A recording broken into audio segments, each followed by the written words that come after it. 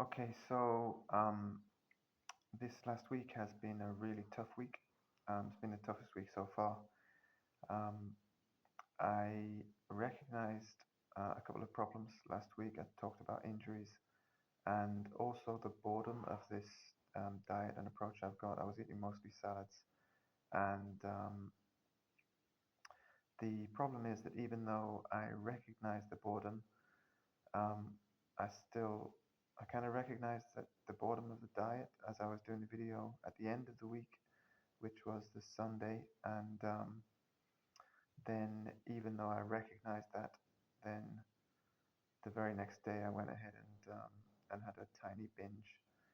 It was a tiny binge. It was just like some crisps and some nuts, but rather than being disciplined about it as I have been, and just having a small portion, it was a bit like my old habits of opening something and then basically finishing it. It was they weren't even unhealthy chips. They were soccer chips, so they were like made from chickpeas, so quite healthy. But I just ended up eating the whole bag. I also ate a whole bag of peanuts. Earlier in the evening, I ate a whole bag of dry roasted peanuts, and I did all that quite late at night, which wasn't ideal because one of the things in my approach is to try and stop eating 2 hours before you go to sleep. Before I go to sleep, the reason it's a good idea to stop eating 2 hours before you go to sleep, or as long as possible before you go to sleep, is if you eat um, shortly before going to sleep, then your body actually needs to process that food. So your body is actually quite active, and that is disturbing to um, like ideal sleep, getting really good sleep. And if you're aiming for perfect sleep, then it's going to be very difficult to get it if you've just eaten quite close to going to bed. So not only did I have a little binge, but I actually did it just before going to sleep, and it showed up immediately in the numbers the next day. My fat percent jumped from 13, so just under 13% to 13.6 on my scales, which we've already said are a little bit out. So I don't think that's actually my fat percent, but the point is that the percentage jumped up.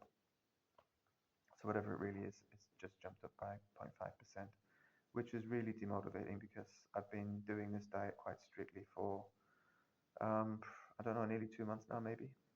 I started doing these videos not at the very beginning of it, but I decided it'd be a good idea to track my progress via these little video clips about 3 weeks in, maybe 4 weeks in. Um, so that was really difficult. And what else? I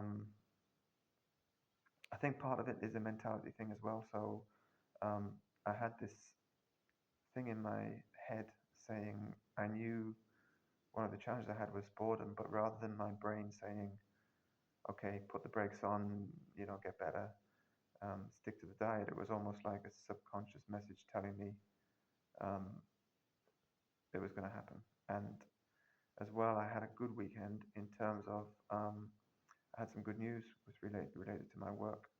And I think another thing I've been guilty of in the past, which probably played into this, is this feeling of needing to reward yourself when I felt I've been really good. And somewhere inside of me, I probably had a little message saying, a little bit won't hurt, and then you kind of give yourself a little bit of a break. And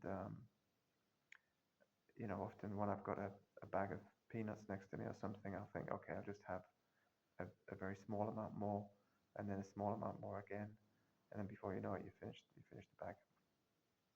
So not great. Um, the other thing on the back of all of this is you can go two ways once you've made these slip ups. You can either beat yourself up and feel really bad about it, or you can just move on, just keep moving and acknowledge that that's happened, and not let that derail you. Just accept the kind of the bad results that go with it.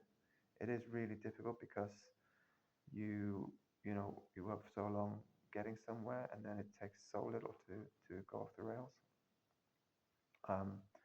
But the message that I give myself from all of this is not to focus on the results and get demotivated by them, but the goal isn't to actually achieve the results. The goal is um, to develop good habits, and the goal is to have better habits, and to make those habits sustainable.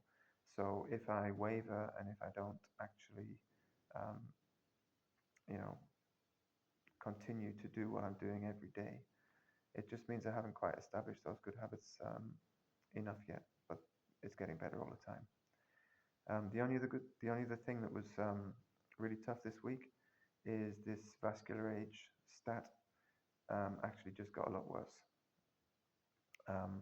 And that could be because towards the end of the week, when I said at the beginning of the week I had some good news with regard to my work, towards the end of the week I had some bad news, a little bit of stress related to various things, some financial things,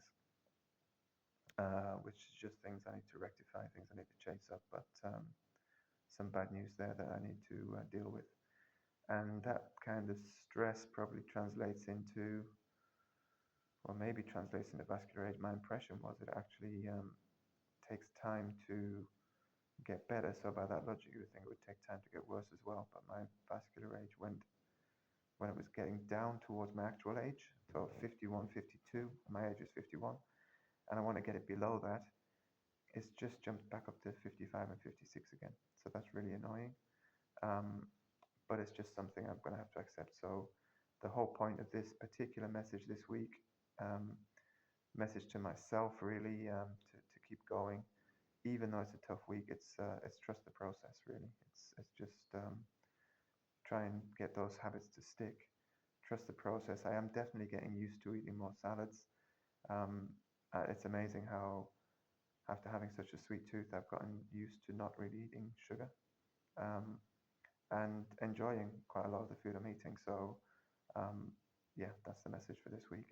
Tough week, but trust the process, and it's going to get better. Okay, that's it.